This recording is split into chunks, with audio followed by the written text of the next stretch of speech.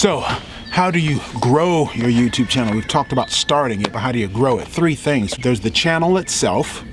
There's the business of the matter, and then there's the art form of the matter. The channel itself is what most people want to focus on. They just want to focus on subscribers. They just want to focus on views, and that's all they care about, and that's all they focus on. And they neglect the other two parts of it, the business aspect of it and the art form aspect of it. When you talk about growing your YouTube channel, specifically, you really are talking about getting more views, getting more subscribers, increasing watch time, working on your thumbnails, working on your titles, working on your tags, working on your description, all the stuff I talk about with TubeBuddy. That is an important part of the puzzle.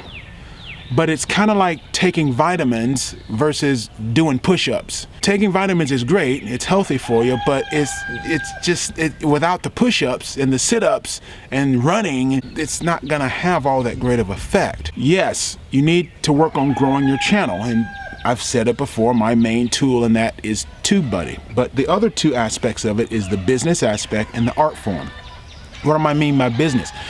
Monetization. I've seen so many YouTubers who complain about the 1,000 subscribers that you have to have and the 4,000 watch time. Do you realize I was already monetizing my YouTube channel before I actually started my YouTube channel? I mean, it's called business. All right? You have to switch your thinking to an entrepreneurial as opposed to just being an employee. Most people think it's Google's or YouTube's job to just pay them for making videos. That's how they think about it. They think about their videos as them having a job and they're supposed to get paid. No, that's not it. You have to think like an entrepreneur, and you're using the platform of YouTube to build an audience that you can monetize. I started making fishing tackle. You know, I've got some old things here that I've been working on. I was already selling products on eBay, my own handmade custom fishing tackle on eBay before I ever started here. And I saw YouTube as a way to serve my customer base by teaching them how to use the product, best practices. As I learned and developed more ways better ways of using the products I was developing, I would let people know about that. So it's a way of serving my customer. It was just a part of my customer service thing. And then it grew and developed, and I began to realize, wow, man, we could do these fishing adventure videos, and we can do these hot rod videos for my mud boat, and we can do all those sorts of things. And that's how the channel has grown. The business part really, for me, always came first, and it still does. Think about monetizing outside of YouTube. You can write ebooks and sell those on Amazon. You can import products from China and sell those on Amazon and eBay and even on your own website. You can teach classes on Teachable or offer a consulting service on your own website, you know, once you start to grow and stuff on YouTube.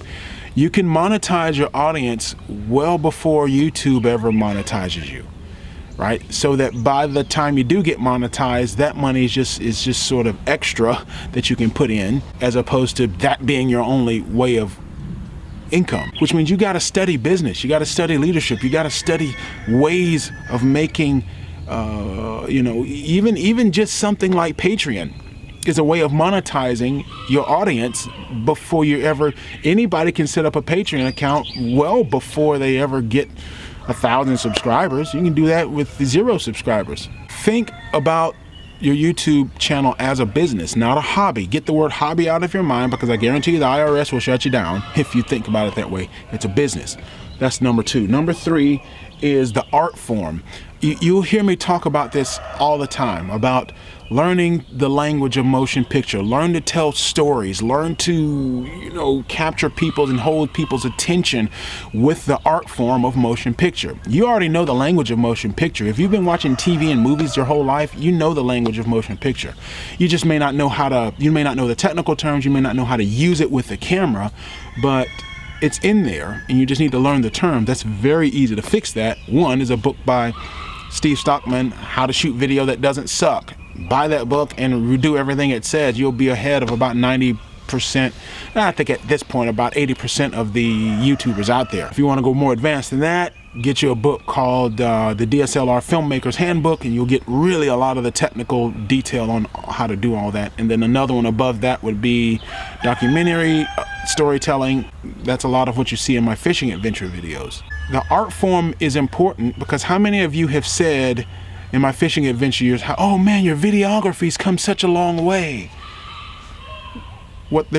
Really, it's the art form. They see the art form is being fleshed out, and that in and of itself, the best videos, the videos that consistently rank, the videos that consistently draw in views, the videos on my page that consistently get more subscribers are the ones where it's a much higher quality of video than just sitting here talking heads. These videos like this don't produce much because this is just a lecture. It's not really motion picture, it's just a lecture.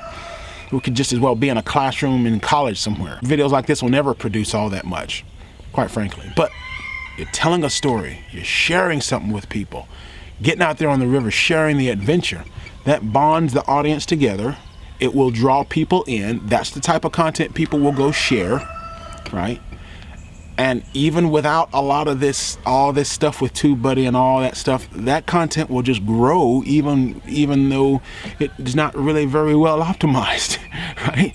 You know, look at any of your popular YouTubers, especially some, they're basically filmmakers making films and TV shows, and they're just using YouTube as a platform to do so. And yet, without all these titles, without all these tags, without all that, they're growing. And so it all plays off of each other. So I'm producing a lot of teaching content, and then you have the back end, the business model itself, where you can monetize. It doesn't matter the size of your audience. And then you have just working on the channel itself, the titles, the tags. And when you put all that together, you will build an audience over time. Now, will that audience be big enough for you to make a living? I can't answer that question. But you will build an audience if you work on the business, you work on the art form of motion picture, and you work on the channel itself with the titles, the tags, and all that stuff together. And that's what I got for you this week. We got rain coming, and I don't know when I'm going to get out in the river next. Always something.